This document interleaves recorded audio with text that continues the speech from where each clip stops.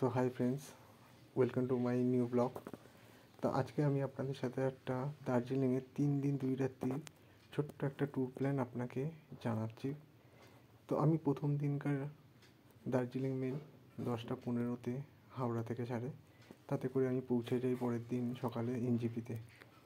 NJP থেকে আপনারা ছোটো গাড়ি 3000 টাকা ভাড়া দিয়ে আপনারা সহজেই পৌঁছে যাবেন দার্জিলিং মেল রোডের পাশে আপনারা অনেক রকম হোটেল পেয়ে যাবেন।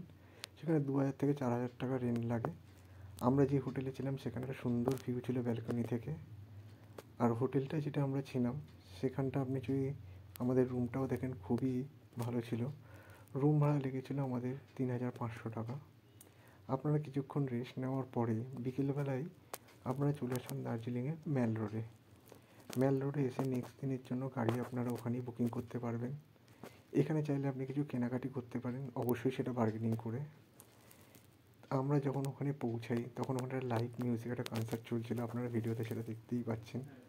আমরা কিছুক্ষণ ওখানে দাঁড়িয়ে সেই মিউজিকটাকে উপভোগ করি, দেন আমরা আবার ব্যাক করি হোটেলে।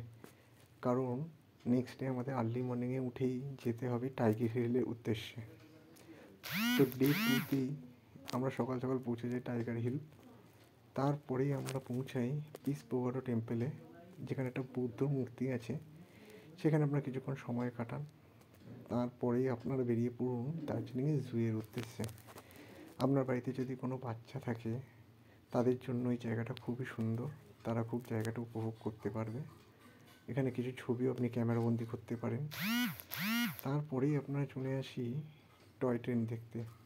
আপনারা জানেন দার্জিলিংয়ের সবচেয়ে উঁচু রেলওয়ে স্টেশনটাই হচ্ছে ঘুম। সেখানে আপনি এসে টয় ট্রেনটাকে দেখুন, এখানে কিছু ছবিও আপনি তুলে রাখুন আপনার ক্যামেরাতে।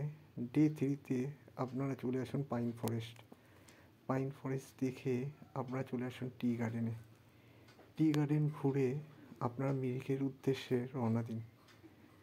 মিরিকে যাওয়ার পথে আপনাদের কিছু মনোরম দৃশ্য এবং চা বাগান আপনি দেখতে পাবেন। তারপরে আপনারা পৌঁছে যান মিরিকের লেকে, যেখানে আপনারা বোটিং করতে পারবেন। তারপরেই আপনারা ওখানে দুপুরে লাঞ্চ সেরে বিকেলে ট্রেন ধরে হাওড়ায় আবার ব্যাক করুন।